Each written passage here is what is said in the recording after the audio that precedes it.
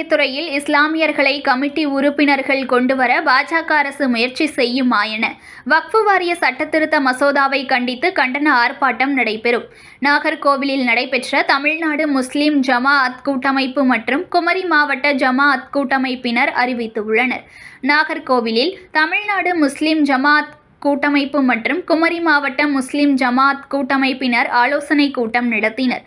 அப்போது அவர்கள் கூறும்போது, மத்தியில் ஆளும் பாஜக அரசு இஸ்லாமியர்களை அழிக்க வேண்டும் என்ற நோக்கத்தில் சிஐஏ, என்ஆர்சி, என்பிஏ போன்ற கொடுமையான சட்டங்களை கொண்டு வந்து இஸ்லாமியர்களை தாக்கினார்கள்.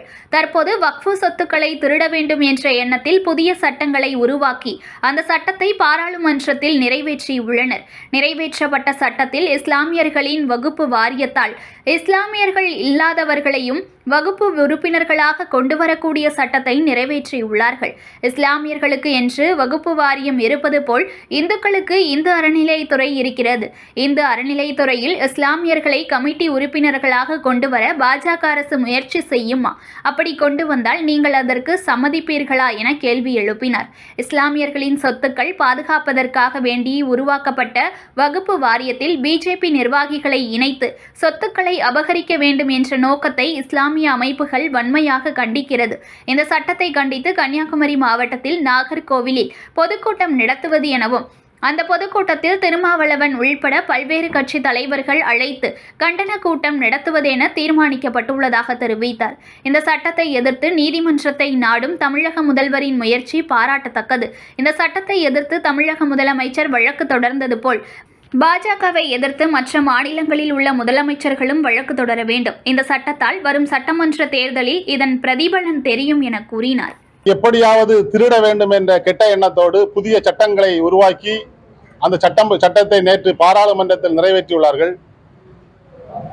நாங்கள் கேட்பது என்னவென்றால், நீங்கள் நேற்று நிறைவேற்றப்பட்ட சட்டத்தில் இஸ்லாமியர்களுடைய வக்ஃபு வாரியத்தில் அந்த கமிட்டியில் இஸ்லாமியர் இல்லாதவர்களையும் வக்ஃபு உறுப்பினர்களாக கொண்டு வரக்கூடிய ஒரு சட்டத்தை நீங்கள் நிறைவேற்றியுள்ளீர்கள்.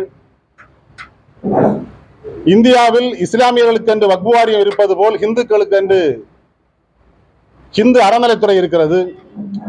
ஹிந்து அறநிலைத்துறையில் ஏதாவது இஸ்லாமியர்களை கமிட்டி உறுப்பினராக கொண்டு வர நீங்கள் முயற்சிப்பீர்களா?